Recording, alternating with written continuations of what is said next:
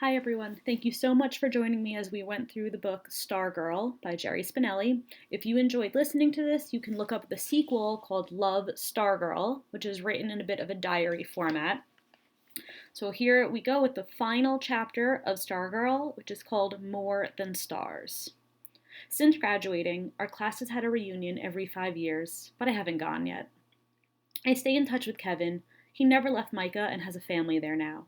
Like me, he did not wind up in television, but he does make good use of his gift of gab. He's an insurance salesman. Kevin says when the class gathers for reunions at the Micah Country Club, there is much talk of Stargirl and curiosity as to her whereabouts. He says the most common question these days is, "Were you at the bunny hop?" And at the last reunion, several classmates, for a lark, lined up, hands to waist, and hopped around the putting green for a few minutes, but it wasn't the same. No one is quite sure what happened to Wayne Parr, except that he and Hillary broke up shortly after graduation, and last anyone heard, he spoke of joining the Coast Guard.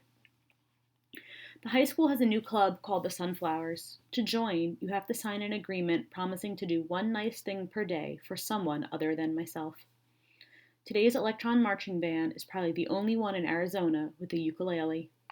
On the basketball court, the Electrons have never come close to the success they enjoyed when I was a senior. But something from that season has resurfaced in recent years that baffles fans from other schools. At every game, when the opposing team scores its first basket, a small group of Electrons fans jumps to its feet and cheers. Every time I visit Micah, I drive past her old house on Palo Verde. On the most recent visit, I saw a red-haired young man across the street fixing water skis to the roof of the yellow Volkswagen Beetle. It must have been Peter Sinkowitz. I wonder if he was as possessive of his Beetle as he had been of his Banana Roadster. I wondered if he was old enough to love his scrapbook. As for me, I throw myself into work and keep an eye peeled for silver lunch trucks, and I remember. I sometimes walk in the rain without an umbrella. When I see change on the sidewalk, I leave it there, and if no one's looking, I drop a quarter. I feel guilty when I buy a card from Hallmark. I listen for mockingbirds. I read the newspapers. I read them from all over. I skip the front pages and the headlines and go to the pages in the back. I read the community section and the flyers and the fillers. I see the acts of kindness happening from Maine to California. I read of a man in Kansas who stands at a busy intersection every morning and waves to people driving to work. I read of a little girl in Oregon who sells lemonade in front of her house for 5 cents a cup and offers free back scratches to every customer.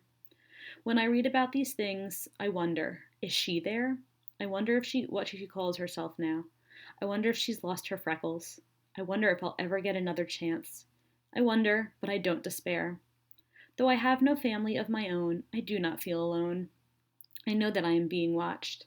The echo of her laughter is the second sunrise I awaken to each day, and at night I feel it is more than stars looking down at me. Last month, one day before my birthday, I received a gift wrap package in the mail. It was a porcupine necktie. Thank you again, everyone, for hanging out with me for each chapter of Stargirl.